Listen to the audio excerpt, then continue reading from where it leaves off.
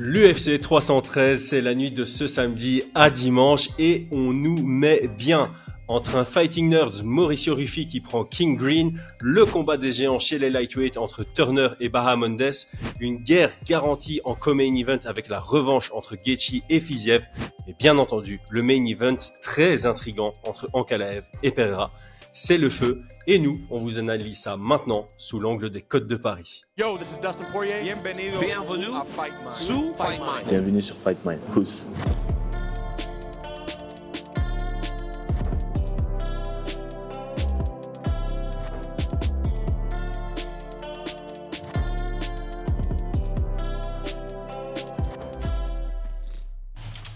Paris sur le MMA avec Unibet. Quelle sera l'issue du combat? Une soumission? Un KO? Paris sur l'appli numéro 1 avec Unibet. 100 € de bonus sur ton premier pari. Le banger King Green contre Mauricio Ruffi ouvre la carte principale de cette UFC 313. King Green, 11e au classement Fight Minds, regarde derrière lui en affrontant le 35e de notre classement. Il a une expérience dingue, 50 combats dont 32 remportés, la moitié perdue, une égalité et un no contest. À l'UFC, il est à 13-11-1-1. Il a gagné 62% du temps avant la limite via 11 KO et 9 soumissions. Mauricio One Shot Ruffi représente les Fighting Nerds et affiche un palmarès de 11 victoires en 12 sorties avec un palmarès intact en 2 combats UFC. 10 victoires par KO sur 11, on est à 91% de finish. King Green est sur un palmarès en dents de scie. Après s'être fait éteint par Jalin Turner, il a dominé Jim Miller avant de se faire soumettre par Paddy Pimblett en juillet dernier. Mauricio Ruffi est passé par la case Contender Series en 2023 pour signer à l'UFC où il a mis Mullarkey KO dans ses débuts, puis a gagné son unique décision contre Lone Top en novembre dernier. Il touche ses adversaires 6,43 fois à la minute, mais n'encaisse que 3,73 coups à la minute. Pour un gars avec un palmarès de 13-11 à l'UFC, c'est plutôt une statistique impressionnante. King Green est quelqu'un qui vient pour t'avoir au cumul. Il cherche pas le KO sur une seule frappe, mais il veut te faire tomber après avoir succombé sous son volume. Face à lui, un Fighting Nerds, l'équipe du moment, Mauricio Ruffi. C'est un excellent striker, précis, qui touche dur. Je pense que ses 11 cm d'allonge joueront un rôle dans cette opposition. Brian, est-ce que ce combat sera le banger auquel on s'attend? Je ne suis pas sûr. Ouh. Dans quel sens? Je pense, en tout cas pour Mauricio Ruffi, je pense qu'on attend tous à le voir infliger des KO. Et sur ce combat-là, je ne suis pas sûr qu'il en soit capable, tout simplement. Je m'attends à un combat qui aille à la décision, qui soit un bon test en tout cas pour la suite de la carrière de Mauricio Ruffi, mais ça sera peut-être pas le highlight attendu. Ah, mais moi je t'avoue que je m'attends pas spécialement à un highlight, mais je m'attends à un combat qui est vraiment fun à regarder, dans le sens où t'as un gars qui est plus sur le volume, sur la distance d'anglaise, et quelqu'un qui a une bonne anglaise, mais qui travaille un peu plus loin chez Ruffi. Et on aura vraiment cette opposition que moi j'apprécie beaucoup, c'est quelqu'un qui va chercher à toucher plus contre quelqu'un qui va chercher à toucher plus fort. Oui, bah oui, moi je vois ça, ouais. Je vois ça. Et en plus avec une bonne qualité, parce que honnêtement, Bobby Green, quand tu le laisses debout, c'est chouette à regarder, tout simplement. Et Mauricio Ruffi, il y a un côté précis à son jeu que j'apprécie pas mal. Il y a pas énormément de déchets. C'est pas quelqu'un qui cherche à arracher la tête pour arracher la tête non plus. Ça varie bien, ça travaille correctement et ça peut être intéressant sur plusieurs aspects, notamment aussi les déplacements. Je pense que ça peut être intéressant avec King Green qui a jamais été entreprenant sur ses déplacements. Il repose beaucoup sur ses compétences purement techniques et offensives. Ouais, non, c'est vrai. Hein. Bah, quand je dis qu'on s'attend à des KO, faut rappeler Mauricio Ruffi, il a 10 victoires par KO TKO sur ses 11, tu vois. Ouais. Et il a, entre guillemets, signé sa première victoire par décision sur son dernier combat. Tout à fait. Donc, un combat où on pouvait s'attendre à avoir à nouveau un KO, tu vois. Ouais. Mais justement, j'avais pas pensé à regarder la cote, va à la décision. Est-ce que t'as regardé ça, puisque 2,50. Ouais, bah écoute, moi c'est... Le combat va à la décision, c'est 2,50. Parce que Lone Top, donc la seule personne contre qui il est allé à la décision. Mhm. C'est aussi un combattant qui envoie beaucoup de volume. Et on a senti que le volume de l'on-top a mis en difficulté un tout petit peu Rufi. D'ailleurs, c'est un 29-28, hein, c'est pas un 30-27 infligeant non Mhm. plus. Et là, j'ai l'impression que l'UFC fait entre guillemets exprès en se disant on va lui remettre un combattant à volume qui a plus d'expérience et qui a un meilleur niveau. Je pense que King Green, factuellement, est meilleur que l'on-top. Mhm. Et donc, effectivement, c'est un bon test pour voir comment Rufi va naviguer ce nouveau challenge en sachant que l'opposition peut-être la plus complexe en dehors de sa défaite dans sa carrière, c'était face à un profil avec certains éléments similaires. Exactement. Donc oui, non, je pense que ça va être un chouette combat sur le plan sportif. Après, si à s'attendre à un KO, alors il est possible Oui. à mettre KO King Green. C'est pas, Oui, c'est pas le souci, Jalen hein. Turner, dont on parlera tout à l'heure, a infligé un très très méchant KO. Mais c'est vrai que c'est pour chacun, c'est un profil qui sur le plan de l'évolution sportive est très intéressante. Comme tu l'as souligné, Ouais. Maurice Rufi affronte un adversaire similaire, entre guillemets, hein, à son dernier adversaire sur l'aspect volume. Et l'UFC va voir s'il a été capable de progresser. Et nous aussi, hein, on va voir s'il a été capable de progresser avec cet espoir de trouver une solution et de gagner par KO. Parce que je pense que c'est ce qu'on attend un petit peu de Maurice Rufi au vu de son palmarès. Et de l'autre côté, King Green, c'est un adversaire qui a une belle allonge, comme tu l'as dit, qui lui a fait défaut sur son combat contre Jalen Turner, et qui est puissant, hein, parce qu'il a beaucoup de KO. Donc, est-ce que King Green va lutter? Ça aussi, ça peut être une question. Ouais, c'était une option aussi. J'ai pas l'impression que King Green soit le mec ultra stratège. Il l'a déjà fait, hein. Il a déjà fait. S'il est stratège, je pense qu'il va vouloir intégrer la lutte à son jeu. J'ai un petit doute. J'avoue avoir un petit doute là-dessus. En tout cas, sur le plan sportif, sur l'évolution des combattants, moi je trouve que c'est un très très bon combat. C'est encore une fois bien sélectionné par les matchmakers de l'UFC. 100%. Moi je m'attends à une décision, plutôt qu'il y aura en la faveur de Rufi. J'ai vraiment du mal à le voir perdre ce combat-là. Et les codes, je pense que c'est le plus gros favori, non? Oui, donc de la carte principale, on va en parler maintenant. Donc, il y a toujours cette logique de never bet against a fighting nerd. Donc, à l'image de Jean Silva il y a 2 semaines, il a ultra favori. Peut-être pas autant que Jean Silva il y a 2 semaines, mais voilà, il est à 1,17. King Green est à 4,50. Donc, on ne donne même pas 20% de chance de victoire aux vétérans. Bon, tu l'as déjà dit, toi, tu vas te positionner sur la décision. Moi, j'avoue que je sais, never bet against a fighting nerd, mais de cette équipe, c'est Rufi dont je suis le moins convaincu. Ouais. Le 29-28 contre l'on-top, et on sent quand même en termes de volume qu'il y avait une énorme différence. Je sais pas, le 4,50 avec une fraction d'unité, je pourrais me laisser tenter. Pour moi, Rufi mérite d'être favori, amplement, mais à plus de 80%, je suis pas convaincu. Je pense que la valeur est du côté de l'underdog ici. Ouais, écoute, je comprends, hein, c'est une des raisons pour laquelle au tout début je me plaçais uniquement sur un combat qui va à la décision, avec une cote à 2,50. Ça me paraissait vraiment correct pour deux. Enfin voilà, un Green qui est solide, hein, qui nous a montré qu'il était solide, qui va pas surengager sur ses frappes, qui se cache bien derrière son épaule. Et en face, un Rufi qui n'a pas toujours trouvé la solution dès qu'on a été face à des combattants à volume et dès qu'il montait de niveau, tu vois. Exact. Donc, mais de l'autre côté, je suis resté sur cette décision et c'était mon premier choix. Là, maintenant, je t'avoue que la cote Rufi à la décision à 3,50, elle m'intéresse aussi. Oh oui. Tu pourrais faire un boost, hein, comme moi j'aime bien faire. Ouais, ça serait peut-être une idée. Mais c'est vrai que voilà, dans ce que je vois de ce combat-là, c'est une décision. Je suis indécis sur le vainqueur. Ça veut dire que si ça va à l'addition, je pense que Green a ses chances. Par contre, avec un peu de recul, je me dis qu'aux yeux des juges, même si on a une décision serrée, je pense que le combat ira en la faveur de Rufi. En plus, Green, il n'y a pas une période de sa vie, de sa carrière où il était un peu Monsieur Split. C'est possible. Il me semble qu'il y a une petite carrière, une petite partie où il a enchaîné les splits et il s'en plaignait d'ailleurs. Et bah, comme d'habitude, hein, nous, si on avait déjà Fight Minds à l'époque, on aurait dit c'est à lui à remettre un peu en question son style. Ouais, Donc, effectivement. Il a été des Magomedov, deux côtés de la Vanata, barrière. Hein. Ouais, Il a eu ouais. plusieurs victoires.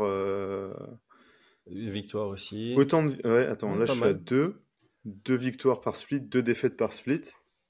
Une égalité par split contre Vanata. Une split draw, quoi, ouais. Ouais. Donc voilà, il y a eu un petit moment dans sa carrière, là, vers les... Bon, ça remonte, hein. Ça remonte, c'est 2017. 2017, il y en a eu quelques-unes. Donc on ouais, pourrait avoir. ça pourrait être serré. Ça pourrait être serré. On pourrait Mais justement, avoir. tu vois, dans ces oppositions volume contre impact, les juges peuvent... voilà, ça dépend un peu de l'appréciation de ce qu'on veut mettre en avant, quoi. Donc, mon côté safe, je parierais sur la décision à 2,50. Maintenant, c'est vrai que, comme je le dis, je pense que il risque de se retrouver de l'autre côté, l'autre côté de la décision partagée, tu vois. Ouais. Et donc, c'est pour ça que Ruffy décision à 3,50, je trouve qu'elle est vraiment pas mal, quoi. Ouais, il y a de la valeur dessus. Ouais. Il y a de la valeur dessus. Parce qu'effectivement, quand tu as quelqu'un comme ça qui a quasi que des finishes, généralement, la cote de la décision est plutôt pas mal. Alors, encore une fois, le finish est complètement live d'un côté comme de l'autre, je pense. Mais parce que d'ailleurs, la seule défaite de Ruffy, il se finalisait. Donc au final, avant son dernier combat, gagné comme perdu, il n'avait jamais été jusqu'à la décision des juges.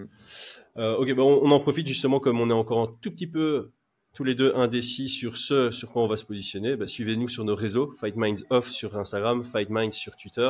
C'est là où on publiera le visuel, où on valide complètement nos cotes et nos positionnements. On va passer au combat féminin de cette carte. Amanda Lemos contre Yasmine Lucindo, c'est la 5e contre la 7e UFC et la 7e contre la 9e au classement Fight Minds. Amanda Lemos possède 14 victoires, 4 défaites et une égalité avec 8 victoires en 12 combats à l'UFC. Elle a un beau taux de finish à 79% grâce à 8 KO et 3 soumissions. Lucindo affiche un 17-5 en professionnel avec 4 victoires sur 5 à l'UFC. Tout comme son adversaire, elle a 8 victoires par KO et 3 par soumission, ce qui représente 65% chez elle. Lemos a eu sa chance au titre de Zhang en août 2023. Après sa défaite, elle se refait contre Dern avant de tomber court face à Jandiroba en juillet dernier. Lucindo est sur une série de 4 victoires dont les 3 dernières sont par soumission sur Viana, ensuite décision sur Carolina et face à Marina Rodriguez lors de l'UFC 307. Alors je commence par Amanda Lemos, qu'on connaît un tout petit peu mieux. Style, moi je trouve assez mesuré. Elle frappe sèchement. Debout, c'est franchement pas dégueulasse à voir. Et c'est assez marrant sur le matchmaking, je trouve encore une fois bien foutu. Parce que ces 3 derniers combats, ça a été face à des nanas qui voulaient la mettre au sol. Donc on a eu la championne Weili et Jandiroba, ça s'est bien passé pour elles. Elles ont réussi à les amener au sol et l'une des deux a réussi à soumettre derrière. Pour Dern, ça a été un peu plus complexe, même si le combat était vraiment fun à regarder. Et ici, j'ai l'impression qu'on part un peu sur la même chose. Yasmine Lucindo, elle est assez complète. Elle est ceinture marron en jiu-jitsu. Elle utilise de plus en plus son sol pour gagner ses combats. Donc, je pense que son chemin de victoire est plus clair si elle va au sol que si elle reste debout. Même si debout, voilà, elle a pas fait un mauvais travail contre des strikers comme Rodriguez ou Carolina. Je sais pas ce que tu penses de ce combat. C'est vraiment le moins excitant de la carte, hein. Ouais, écoute, oui, moi c'est le combat qui m'intéresse peut-être le moins. Après, voilà, sur les cotes de Paris, je les trouve toujours un petit peu plus intéressantes. Si tu ce genre de combat, il est souvent, comment je pourrais dire ça, c'est souvent des combats où ça peut être intéressant d'avoir des cotes, tu vois. Ouais. Donc moi, forcément, je pense que beaucoup voient un combat qui va à la décision là-dessus. Ouais, les deux ont quand même un bon taux de finalisation, surtout pour des femmes de cette catégorie. Mais effectivement, de l'autre côté de la barrière, elles sont assez durables aussi. Elles sont assez difficiles à finir. Donc, ouais. Donc ouais, voilà, le combat va à son terme, c'est 1,40. Donc ça, voilà, les cotes reflètent un peu la pensée générale, je pense. Ouais, voilà. Donc ça risque d'être un combat. Moi, je trouve qu'Amanda Lemos, je trouve que sa cote, elle est vraiment underdog, tu vois. Et je pense qu'elle l'est trop. Je pense qu'elle a vraiment ses chances contre une adversaire beaucoup moins expérimentée, tu vois. Ouais, il y a ça aussi qui rentre dans la balance. Donc, en termes d'expérience professionnelle, on n'a pas de grosse différence, mais par contre, termes d'expérience à haut niveau, l'avantage niveau, est ouais. clairement du côté de Amanda Lemos. Lucindo, elle fait un genre de... Je vais pas dire step up parce que quand même elle a affronté Rodriguez et Carolina qui est très expérimentée à haut niveau aussi. Ouais, Carolina, elle en est où? C'est compliqué. Elle non s'était relancée quand même, hein, Carolina, Ah, parce ouais. qu'en fait on l'avait complètement oubliée et puis elle je- était sur ouais. 5 victoires consécutives, je pense, si je dis pas de bêtises. Attends, je connais plus 4. par cœur. Mais elle était sur 5 défaites consécutives, puis elle a fait 4 victoires consécutives, et là, elle est Ouais, sur c'est 2 ça, tu défaites vois. consécutives. Ouais, c'est un truc de c'est- fou. Hein. Ouais. Et les victoires consécutives, ça allait encore sur les noms. Enfin, il y a Eric qui est Ouais, une vétéran et Belbita, c'était pas mal. Et puis là, elle est de nouveau sur 2 défaites consécutives. Quoi. Ouais, donc difficile. En fait, c'est ça le truc, c'est que c'est difficile d'évaluer Lucindo. Effectivement, elle est favorite à 1,65 contre 2,10 pour Lemos. Donc on est entre le 55-45 et le 60-40. Ça reflète... Ouais, en fait, ça reflète assez bien le combat, mais il y a ce facteur X où j'aurais plutôt, tu vois, en tant que oddmaker, j'aurais plutôt rajouté un petit 5% à l'avantage de Lemos et je me serais plus retrouvé sur un 55. Enfin, tu vois, vraiment très proche du piquem. Ouais, pour moi, c'est un piquem ici. Hein. Ouais, voilà. Je Et pense donc que la ça valeur pourrait- est du côté de Lemos. Ah oui, complètement. Ouais, c'est Complètement. ça. Là, sur ce combat, moi, je sais pas encore si je vais me positionner, mais en tout cas, ce qui m'intéressait le plus sur un quart d'unité, c'était Lemos à la décision à 3,40, tu vois. Ouais. Là, ce combat, je t'avoue que je vais rester loin parce que moi, un des problèmes que j'ai avec Lemos, c'est qu'elle m'a l'air un tout petit peu irrégulière. Genre, on peut pas lui faire confiance de performer dans chacun de ses combats. Et Ouais, bien sûr. Quand sa victoire est un peu dépendante de facteurs qu'on connaît pas, tu vois, si elle est dans un mauvais jour, bah, elle va perdre ce combat. Tout simplement. Ouais, si elle est dans un bon jour, elle va gagner à 3,40. Oui, c'est ça. Mais donc, tu paries aussi sur le fait qu'il y a une probabilité supplémentaire. Est-ce qu'elle est dans un bon jour ou un mauvais jour? Alors que les combattants plus réguliers, ben, voilà, tu dis, OK, il est d'office dans un bon jour, et dans un bon jour, je le vois gagner, donc c'est facile de te positionner dessus. Donc ici, moi, voilà, celui-là, je sais que je vais rester loin. J'ai pas trop me casser la tête à Moi, je verrai. vouloir me positionner dessus. Je verrai. Moi, je l'ai mis en dernier dans mes positionnements. Donc, Lemos décision 3,40. Est-ce que je vais me placer sur un vraiment 0,2 histoire 2? Mais c'est un scénario que je vois probable. Et à 3,40, je trouve que c'est vraiment pas mal quand même. Ouais, c'est surtout ça. pour un combat. Pour un combat relativement serré. Tu dis? Si tu te mets pas avec 3 unités dessus, j'entends complètement l'argument. Bah oui, si tu vois le combat comme un 50-50 sur le papier, avec une forte probabilité que ça ait la décision. Ouais, c'est ça. Le 3,40 vaut la peine. À 2, hein. Donc, exactement. Potentiellement. Exactement. On verra. Avant d'avancer, on remercie notre sponsor principal, Unibet.fr, qui couvre évidemment l'entièreté de ces podcasts spécial dédié aux cartes principales. J'aimerais prendre un court moment pour remercier notre sponsor principal Unibet.fr. C'est grâce à nos sponsors que nous pouvons produire ce contenu et le mettre gratuitement à votre disposition en enlevant les ads sur les différentes plateformes. Unibet.fr est le site qui vous offre les meilleures cotes sur les combats de MMA. Au vu des dangers des jeux d'argent, on vous invite à vous inscrire uniquement si c'est avec une approche ludique et récréative. Budgétez et voyez ça comme une opportunité de vous renseigner davantage sur le sport qui vous passionne. Obtenez un freebet allant jusqu'à 100 € en passant par notre lien en description lors de votre inscription. Personne ne parle de ce prochain combat, en plein milieu de cette carte principale de l'UFC 313, et pourtant il a du potentiel de nous offrir un bel highlight. La tarentule Jalin Turner est numéro 13 au ranking UFC et 10e chez Fight Minds. Il offre une chance à Ignacio Bahamondes, 26e au classement Fight Minds, de percer dans le top 15. Ce dernier est à 16-5 dans sa carrière professionnelle et 5-2 sous la bannière de l'UFC. Il a gagné 11 fois par KO et une fois par soumission, soit 75% avant la limite. Il n'aura pas à rougir de son géant adversaire du haut de son 1m92 avec 1m92 d'allonge. Ils ont exactement la même taille et allonge. Jalin Turner affiche 14 victoires et 8 défaites dans sa carrière, dont 7 victoires en 12 combats à l'UFC. Avec 10 victoires par KO et 4 par soumission, il ne gagne qu'avant de faire bosser les juges. Ses 3 dernières sorties sont la split perdue contre Dan Hooker, son méchant KO sur Bobby Green et sa défaite par TKO à l'UFC 300 aux mains de Renato Moicano. Bahamondes a perdu contre Ludovic Klein en août 2023, mais il s'est bien refait avec 2 bonus contre Giagos par high kick d'abord, puis Torres par TKO en septembre 2024. Jalin Turner, c'est un peu le géant de la division. On ne devrait pas être aussi grand et traîner avec des 70 kilos. Mais ce week-end, il trouvera chaussure à son pied, j'imagine qu'il chose du 48, avec un Ignacio Bahamondes, un jeune Chilien qui fait son ascension sous les radars, vraiment. Et pourtant, il a des sacrés highlights. Il a un KO sur un wheel kick, sa première victoire à l'UFC d'ailleurs, un KO sur un high kick, et son petit déplacement sur un angle avec une remise bras arrière dans son dernier combat sur le très dangereux Manuel Torres, c'était quelque chose. Donc on est sur une opposition de grands, avec deux gars qui envoient du volume. On est à 5,60 frappes par minute du côté de l'Américain, 7,17 du côté du Chilien. Et on a un peu ce questionnement à la John Jones contre Alexander Gustafsson. Mais en fait, ça donne quoi quand ce gars qui a l'habitude d'avoir un gros avantage de taille et d'allonge n'en a soudainement plus dans un combat? Et pour Jones et Gustafsson, ça a cartonné. Pour nous les fans, on a apprécié ce tout premier combat entre eux deux. Je sens qu'on a ici un très beau combat aussi. Ah oui, je pense. Je pense que ça va être un chouette combat. C'est de la garde ouverte aussi. En plus, ouais, vraiment sympa ça. Donc, non, je pense que ça va être un très très bon combat. Je pense que comment il s'appelle, Ignacio va vouloir prouver debout qu'il est meilleur. Je pense par contre Jalen Turner, lui, sera capable de mixer plus facilement, tu vois. Ouais. Quand tu regardes leurs stats, il n'y a pas beaucoup de luttes.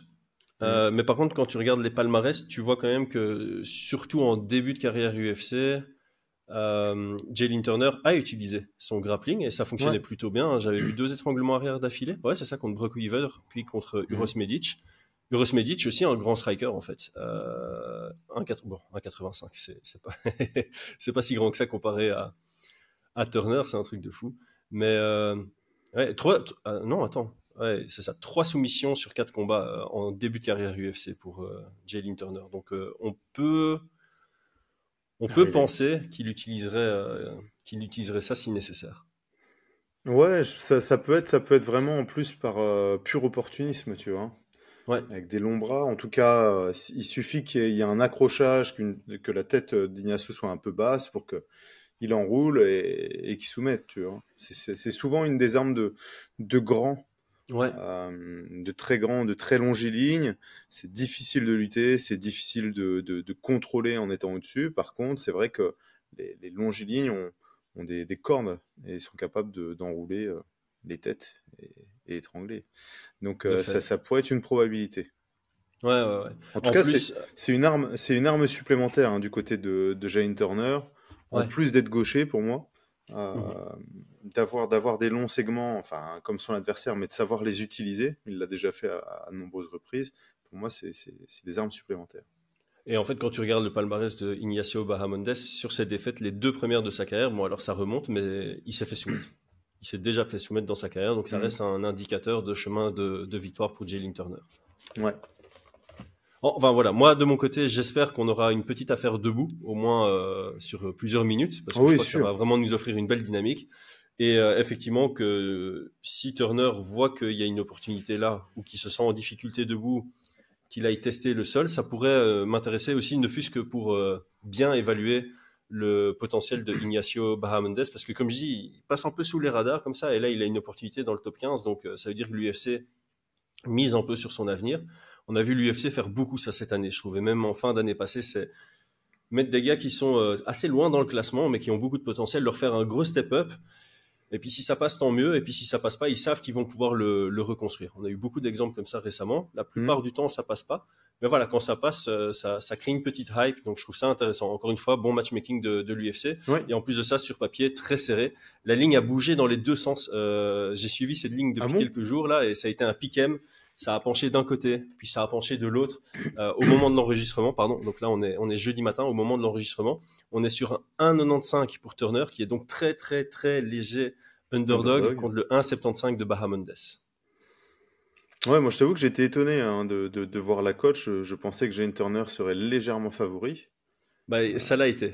J'ai regardé les codes que ça l'a été, oui, ça reste étonnant, mais ça veut dire que les gens ont continué de mettre sur Bahamondes.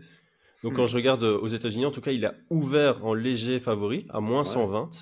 Et donc là, il est plutôt vers les plus 110 si on fait la conversion décimale jusqu'à American. Donc ouais, ça veut dire que Ouais, qu'est-ce que ça veut dire que les gens avaient un peu plus de...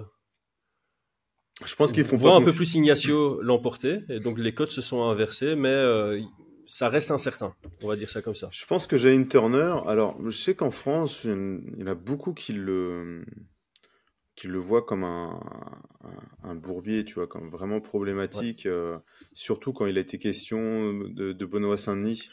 Mhm. Beaucoup ont dit Jalen Turner, ça pourrait être un très bon combat de reprise ou des trucs comme ça, et nombreux ont été ceux qui ont dit ouais, c'est vraiment pas le combat à prendre, difficile et tout. Moi personnellement, je peux entendre que Jalen Turner, c'est pas quelqu'un qui est régulier. Ouais. Et qui, Là aussi. comment je pourrais dire ça? Il a perdu des combats qu'il devait gagner.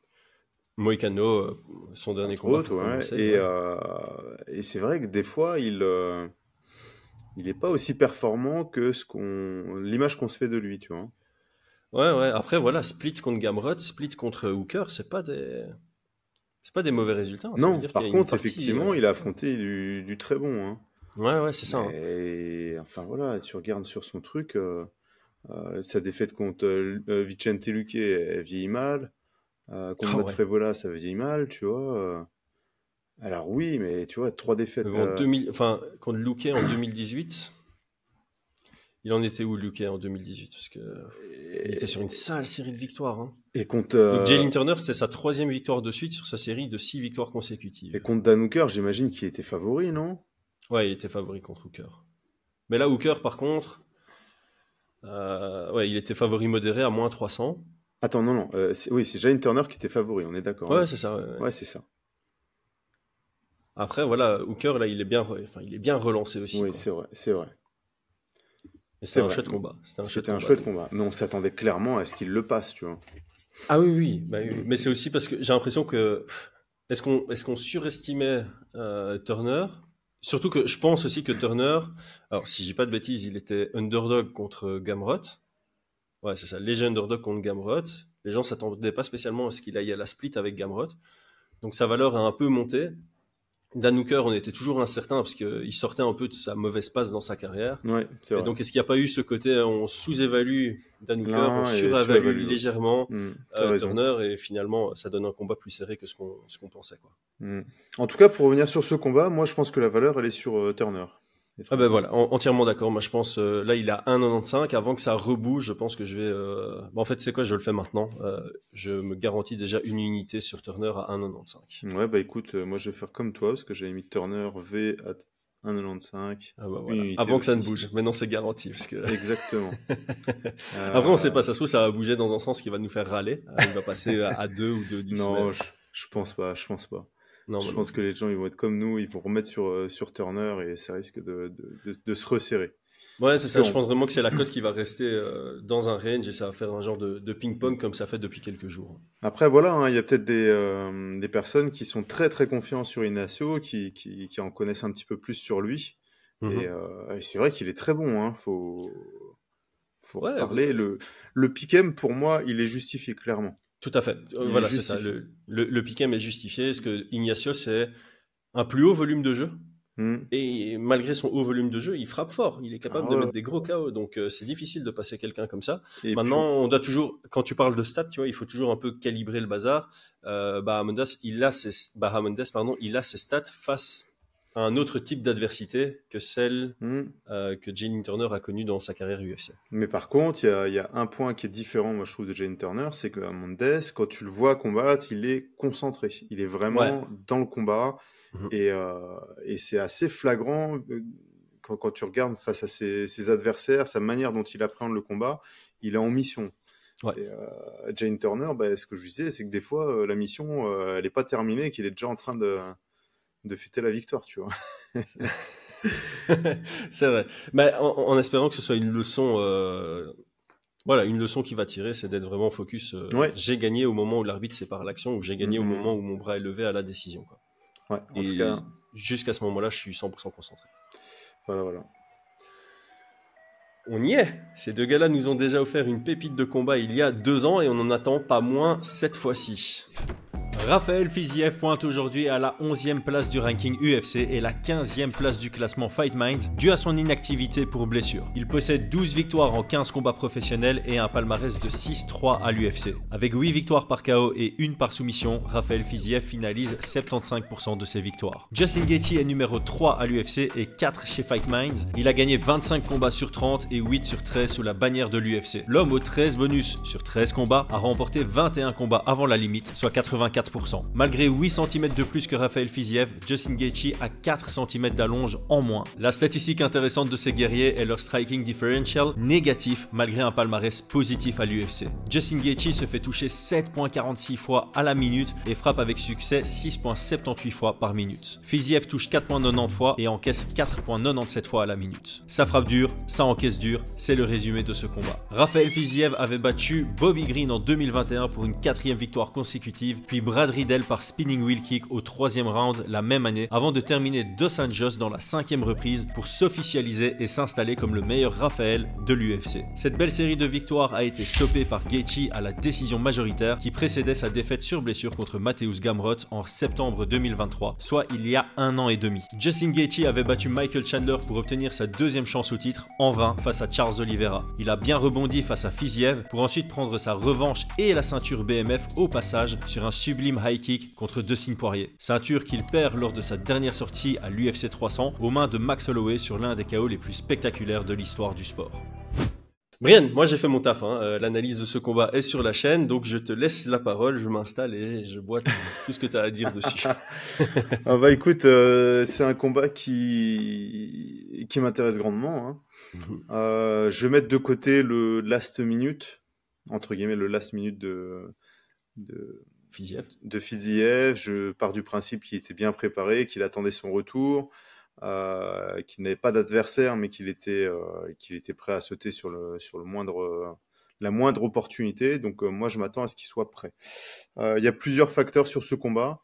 Premier facteur qui, moi, me déçoit beaucoup, c'est que ce soit un 3 rounds. Ça, je trouve que ça change quand même beaucoup de choses. Ça ne devait pas être en 5 rounds au tout début ? Justin Gaethje contre Dan Hooker était supposé être en 5 rounds. Ouais, c'est ça. Hein. Puisque c'est pas puisque, parce qu'il y a des co-main events en 3 rounds et cela a été négocié en 5. Voilà, le 3 rounds, j'imagine que c'est à la demande de Fiziev, en mode je me préparais, j'étais prêt à combattre, mais pas sur un 5 rounds. Ouais, donc ça me déçoit un petit peu, même beaucoup même, parce qu'on a déjà vu ce que ça donnait on a déjà vu. On les a déjà vus sur un 3 rounds. Ouais. C'était un combat serré. Sur un retour, il y a quand même beaucoup d'interrogations des deux côtés. Ouais. Donc le retour de Fiziev après sa blessure, le retour de Justin après son KO qui était quand même assez violent. Maintenant, qu'est-ce qu'on peut en dire ? On peut, pour notre plus grand plaisir, partir du principe qu'ils seront à 100%. Voilà. Je m'attends à ce qu'il soit quand même à 100%.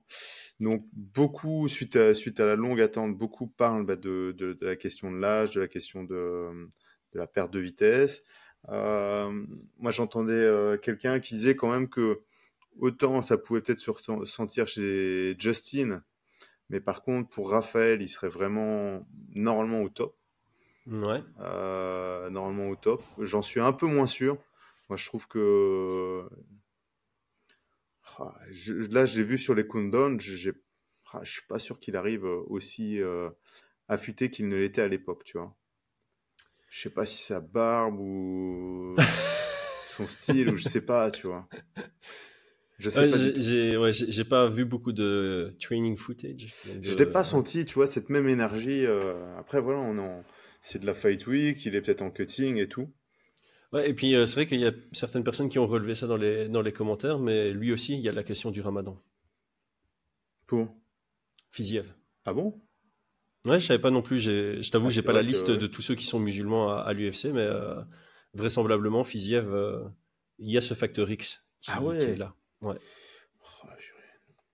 Écoute, sur le style, on sait tous les deux comment ils combattent, que c'est un combat qui va être très serré, que l'un peut mettre KO l'autre, et qu'ils peuvent tous les deux aller à la décision, et que ce soit assez compliqué.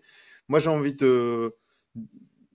Enfin, je pense quand même que Justin a un peu plus d'armes. Il a sa Ouais. lutte, il l'a utilisé.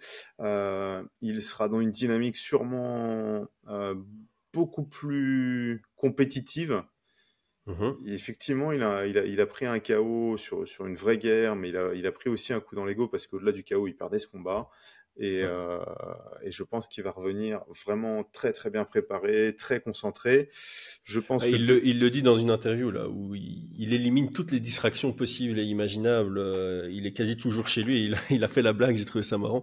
De temps en temps, il est chez lui et il dit juste bonjour pour être sûr que sa voix fonctionne encore. Tellement il s'isole. Voilà, c'est le genre de petite réflexion qui me Tu fait m'étonnes. sourire. Ça. Donc, pour moi, Gaethje, je vois un peu plus complet, avoir un peu plus d'armes. Je pense qu'il sera dans une meilleure dynamique. Mhm. Et en 3 rounds, je pense qu'il pourrait exploiter en plus sa lutte pour pouvoir s'octroyer des rounds un peu trop serrés, tu vois. Ouais. J'aime bien cette lecture. De l'autre côté, pour Fiziev, moi, j'avais pas l'information sur la question du Ramadan. Ben, c'est clair que ça peut questionner. Sur Mhm. un 3 rounds, peut-être un peu moins. Mais voilà. Encore une fois, à voir, comme on en a parlé pour Ankalaev, à voir Ouais. comment Mais on est-ce peut qu'il rompt supposer. ou pas, voilà. On peut supposer que si c'est le cas, il va être un petit peu plus économe. Et donc, ça pourrait jouer sur les rounds, tu vois, Mhm. d'être un peu plus économe et de le laisser passer le premier round, par exemple, ou de perdre le troisième. Donc, moi, j'ai envie de me placer sur Justin Gaethje, au vu de toutes les informations Ouais. que l'on a. Bah voilà, moi je l'ai mis dans notre conversation, hein, j'ai déjà mis mon unité sur Justin Gaethje à 2,05. 2,05. Elle Il est est toujours à toujours à cette 2,05. cote. Il est toujours à cette cote-là. Ouais. J'avais peur que ça bouge parce qu'il y a pas mal de gens qui disent qu'il y a de la valeur hein, sur Gaethje à cette cote.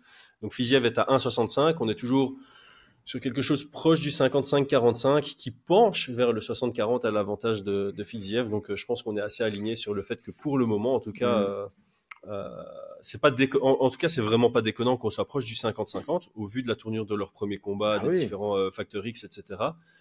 Moi, je m'attendais à ce que le 50-50 soit plus à l'avantage de Gaethje et c'est la raison pour laquelle je me positionne sur lui. Bah, moi, je t'avoue que c'est un peu la même chose. Mhm. Donc, on a un combattant qui est en pleine préparation depuis pas mal de temps. Pour Fiziev, enfin, faut se rendre compte que le gars est blessé, le gars il attend, il veut un combat, etc. Il accepte un petit peu tout et c'est toujours dangereux d'avoir trop faim, tu vois, d'accepter tout sans trop réfléchir. Donc, moi, sur ce discours-là, je pars plutôt sur Justin. J'ai entendu certains qui disaient que c'était Fiziev qui avait le plus de chemin d'adaptation à faire pour gagner ce combat-là. Mais je peux entendre ce discours, mais je pense quand même que Justin a vraiment aussi ouvert des chemins qui lui permettront de gagner plus facilement que la première fois. Ouais, c'est ça. Le meilleur round, c'est le troisième round. C'est le plus Bah ouais. clair des trois, à l'avantage largement de Gaethje. À voir à quel point le cardio avait une influence sur ce troisième round. Moi, j'ai l'impression que c'est vraiment les ajustements stratégiques qui ont fait la diff. Donc, il pourrait commencer le premier round comme il a terminé le troisième, et ça pourrait Exactement. le lancer très bien sur une victoire. Encore une fois, avoir les ajustements avec lesquels Raphaël Fiziev viendra dans la cage. Donc, combat, en tout cas, Ah bah oui. aussi magnifique sur papier qu'intéressant sur les ajustements à faire. Tout ce que j'espère, c'est que ils viennent pas comme le premier combat. Si leur premier round ici ressemble au premier round de leur premier affrontement, je serais vachement déçu. Parce que le premier round était un peu... Ouais, c'était là pour la performance, donc c'est cool pour les fans, mais ici, les deux doivent être là pour la victoire. Tu vois, Gaethje, il parle même de prendre un title shot en cas de victoire, ce que je trouve pas ça, je trouve pas ça logique, mais si tu as cette vision-là, tu as plutôt intérêt à venir pour gagner et pas spécialement pour prendre un fight of the night. Ouais, je suis d'accord avec ça. Je suis d'accord. Et sur les codes, toi, tu t'es posé sur Justin à 2,05. Moi, j'hésite avec Justin à la décision à 4,50. Donc, J'aime bien aussi. Ouais, j'avais regardé, je trouve que... Ouais, on fait 4... À combien la décision 4,50. 4,50. Ah Je crois que c'est ouais. ça, hein. Ah ouais. Donc en fait, c'est assez impressionnant, mais on nous donne 4,50 pour le même résultat que leur premier combat qui a eu lieu il y a 2 ans. Avec Fiziev qui a juste combattu 6 minutes depuis et Justin Gaethje qui n'a que 2 combats depuis, je pense. Donc, ouais, elle est intéressante la cote. Hein. Bah, Juste, tu vois, sur le narratif comme ça. On te donne 4,50 sur le même résultat d'un combat qui a eu lieu il y a 2 ans. C'est pas un combat qui a eu lieu il y a 8 ans, c'est un combat qui a eu lieu il y a 2 ans. Et comme je le disais dans ma preview, 2 mecs qui sont déjà très avancés dans leur carrière. Donc en général, les gars avancés dans leur carrière, il n'y a pas de grosse modification à leur approche du MMA. Quoi. Donc, il n'y a pas réellement de intéressant. surprise. Alors, je pense que c'est lié au fait que, effectivement, il y a que 2 ans, mais sur ces 2 ans, il y a eu quand même un énorme KO et puis une grosse blessure. Ouais, bien sûr. Mais bon, justement, comme les facteurs X sont un peu... tu vois, le négatif du côté de Gaethje est compensé par le négatif du côté de Fiziev. T'es un peu là, genre... en fait, moi, je trouve il n'y a pas spécialement un gros avantage, tu vois. Je trouve que ça peut même rajouter dans le fait que ça aille à la décision, hein, avec un gars qui va avoir un peu plus peur d'envoyer ses kicks parce qu'il a un genou qui a été blessé en combat. L'autre qui aura peut-être un peu plus peur d'échanger parce qu'il s'est fait connecter. Qui va plus se cacher derrière un jab, ouais, totalement. T'as raison. Enfin voilà, donc peut-être que j'ai boosté ça en fait. Ouais, je mettrais peut-être 0,5 dessus. En tout cas, c'est un petit peu ma première impression, quoi. Ouais. Et en plus, bêtement, le combat à son terme, si tu penses que ça va de nouveau être serré, mais que ça va aller à la décision, 2. Ouais, c'est pas mal. Hein. Ouais, on donne moins de chance à la décision qu'au finish dans ce combat. Ouais, intéressant. À réfléchir. J'ai peut-être rajouté en plus de l'unité sur laquelle je m'étais déjà positionné. Ok, on va passer au main event, en combat qui offrira une meilleure qualité à coup sûr que leur trash talk des derniers jours. Le challenger Magomed Ankalaev est le contender légitime à l'UFC avec la première place du classement. Il affiche un palmarès de 20 victoires, une défaite, une égalité et un no contest et avait signé à l'UFC sur un palmarès invaincu en 9 combats. Avec 11 victoires par KO, il a un taux de finalisation de 45%. Le champion Alex Pereira fera son 15e combat professionnel où il affiche 12 victoires, dont 9 à l'UFC en 10 apparitions. Il possède autant de victoires par KO que son adversaire, ce qui représente chez lui 83%. Le Brésilien mesure 1m94 et possède une belle allonge de 2m3, ce qui lui donne 3 cm de plus en taille et 12 en allonge que le Russe. Debout, la statistique qui sort du lot est évidemment la précision du champion, 63%, ce qui lui amène à avoir un volume de 5,46 frappes à la minute contre 3,64 pour son challenger. La question de ce combat est évidemment autour de la lutte. Ankalaev n'affiche au final que 0,92 takedown réussi par 15 minutes avec seulement 31% de réussite. En d'autres termes, il en essaye un par round et n'en réussit qu'un sur 3, donc un par combat de 15 minutes. Cela sera mis à l'épreuve contre les 70% de défense de Powhatan. Magomed Ankalaev prenait sa 9e victoire de suite face à Anthony Smith en 2022, ce qui lui offrait sa chance au titre vacant contre Jan Blachowicz. Le combat se clôture sur une égalité et personne ne prend la ceinture ni combat une nouvelle fois pour l'obtenir. Magomed a ensuite son no contest bizarre dans le désert contre Johnny Walker avant de le battre pour du vrai en janvier 2024. À l'UFC 304, il bat Rakic pour avoir cette nouvelle chance au titre. Après avoir perdu son titre middleweight, Pereira est monté en juillet 2023 et a été accueilli par Blachowicz. Sa victoire par décision partagée l'amène au titre vacant contre Jiri Prochaska, victoire par KO. UFC 300, défense à succès par KO sur Jamal Hill. UFC 303, défense à succès par KO sur Jiri Prochaska. UFC 307, défense à succès par KO sur Khalil Rountree. Alors, on l'a analysé aussi, ceux qui n'ont pas vu, déjà commencez par vous abonner à la chaîne, et puis surtout allez voir l'analyse.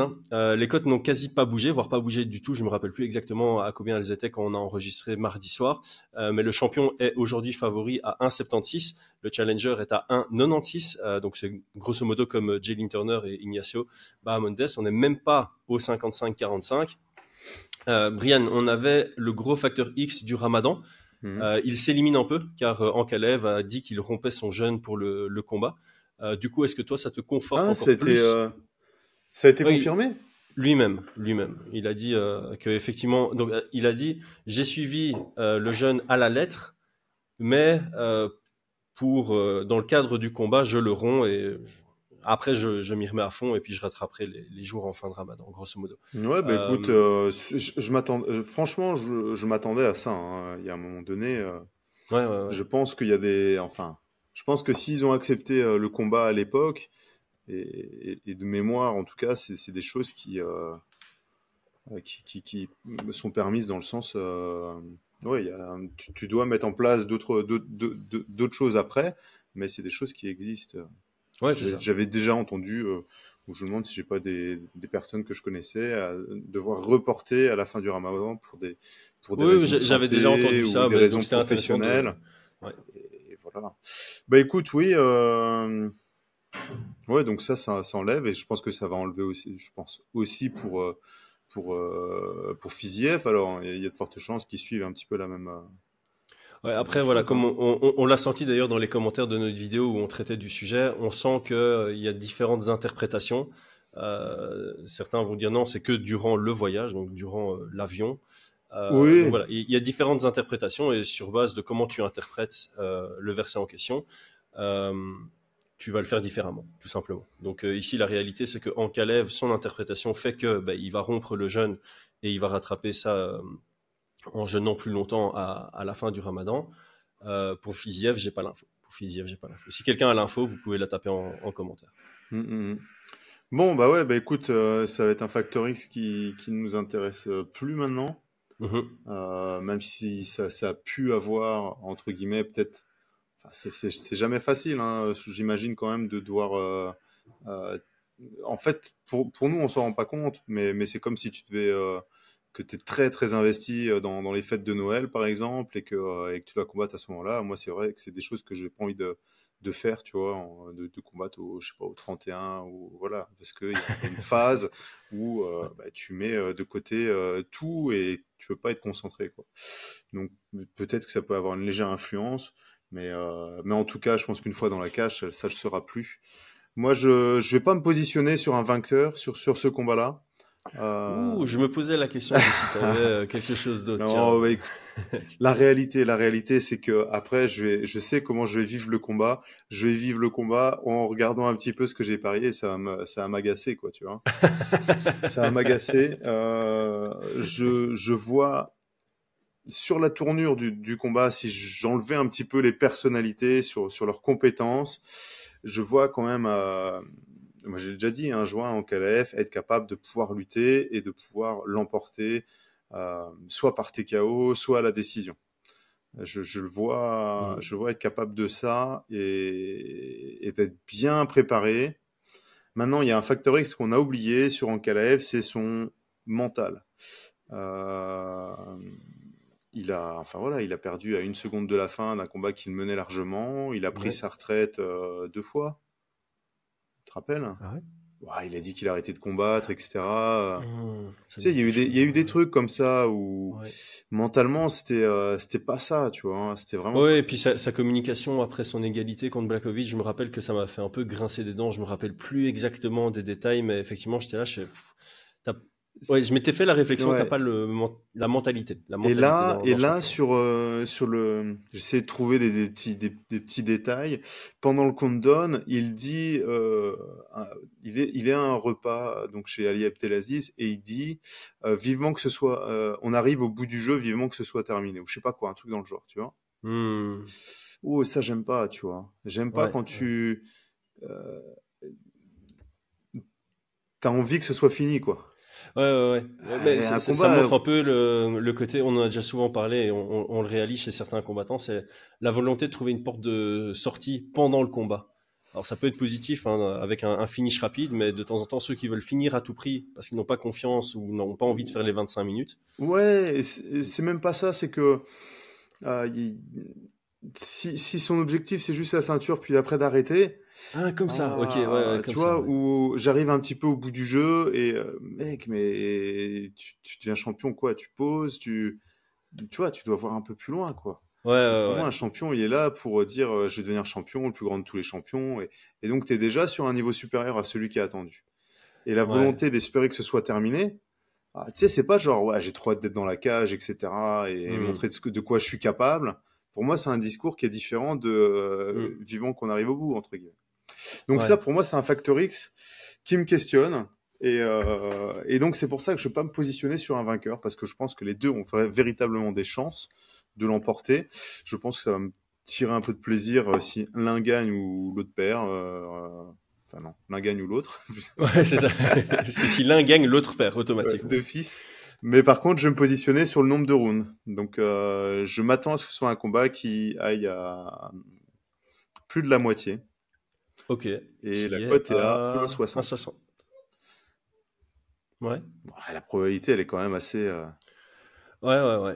Elle est Oui. pas mal. Bah écoute, moi j'avais regardé ça aussi et puis je m'étais rappelé que j'avais foutu une unité quand Pereira était à 2,10 il y a très longtemps, au moment de Ah oui, l'ouverture c'est vrai, des c'est vrai, cotes. c'est vrai. Et on peut dire que je l'ai fait intelligemment puisque aujourd'hui il est à 1,76. Donc Oh, voilà, ouais. je l'ai fait dans la bonne direction quoi. Ouais. Et donc en fait j'ai juste rien rajouté. Je pourrais, si je mets genre 1,05 unité sur un Kalaev, à moins d'une égalité, je suis gagnant, tu vois. Je pourrais avoir le truc, je gagne d'office, mais bon, je vais gagner 0,05 unité, tu vois. Voilà, quand les codes bougent beaucoup, il y a moyen de faire ce genre de coup où tu gagnes, t'es gagnant à tous les coups. Mais voilà, avec une unité, c'est pas du tout intéressant. Donc, je vais juste garder ce que j'avais déjà misé, tout simplement. Ok. Donc toi, c'est Pereira à 2,05 Ouais, il faudrait que j'aille voir. de Je sais plus. l'époque. Moi, je l'avais mis assez tôt, donc il était au-dessus de 2 en tout cas. Bah écoute, moi je vais rester, je pense, sur plus de 2,5, comme ça, bah, à moins qu'il me gâche le plaisir en mettant, enfin, je pense que je m'en foutrais si l'un ou l'autre gagne dans le premier round. Mais en fait, c'est ça qui est chouette, c'est quand tu mets des unités sur le combat dur et puis au final, il dure pas. En général, tu as un highlight avant et voilà, tu te Ouais, satisfais de ça, voilà. tu te confortes de ça, quoi. Mais je pense quand même que oh, j'arrive quand même à voir ces scénarios, hein. Le scénario pour moi le plus probable, c'est Ankalaev qui l'emporte dans le premier ou le deuxième. Quand même, hein. Ah Bon, ouais. je vais rester là-dessus, sauf si j'étudie un peu plus et que je vois qu'Ankalaev, en moins de 2 rounds, ça existe, ça, ce genre de cote? Round 1, round 1 ou 2? Il y avait ça à une époque, maintenant, il y a juste sur le round. Attends. Maintenant que tu dis ça, donc il y a dans quel round se terminera le combat? Round 1, round 2, round 3. Donc tu peux faire un split, hein, tu vois. Tu mets round 1, c'est à 4,50, round 2 à 5,50, tu mets 0,25 sur chacun des trucs, et si un des deux se produit, t'es gagnant. Il y a une époque Ah où il y si, c'est avait bon. des. Ankalaev gagne et moins de 1,5. Ouais, moins de 1,5. Ou alors, non, ta Magomed gagne dans le round 1 ou 2. Elle est à 6. Ah ouais, bah ouais, c'est mieux que Split, hein, parce que Split, c'est pas terrible, hein. Elle est à Ouais. 6. Yep. Ah. Ah, ça m'intéresse. Je vais peut-être mettre je vais voir. Un petit 0,2 ou un truc comme ça, ou... Je vais voir ce qu'il me Ouais. reste. Bah Ça, là, ça il pourrait. reste beaucoup. On est en début de mois, donc on a tous récupéré 10 unités. Là, on va dire. Ça pourrait m'intéresser. Ça pourrait Voilà. m'intéresser en me disant, ouais, let's go, il va arriver comme une bombe et il va surprendre Pereira et il va faire le taf que n'a pas fait Blachowicz. Il va l'étrangler ou il va le taper et on va tous être choqués. Ouais, et en plus, encore une fois, ça va en parallèle avec vivement qu'on ait fini le jeu, etc. C'est ce côté hâtif d'arriver à la fin. Ça Ouais. peut Comme tu- montrer aussi qu'il va commencer le combat fort pour que il n'ait pas 25 minutes enfermé dans une cage avec Pereira. Ouais, et comme tu l'as dit, ça peut être un défaut. Moi, je voyais ça comme un facteur X limitant, mais ça pourrait être Ouais. un truc très positif pour lui avec une belle victoire. Je Tout vais à peut-être fait. me Comme la positionner plupart des là-dessus. Factor X, ça peut aller dans un côté comme dans l'autre. Mm. Ok, Brian, un tout grand merci, les amis. Merci d'avoir suivi jusque maintenant. Pensez à vous abonner si ça n'est pas le cas. On se retrouve dimanche pour le récap. On n'a pas d'autres contenus d'ici là. Donc, bonne fin de semaine à tous. Ciao, ciao. Ciao tout le monde.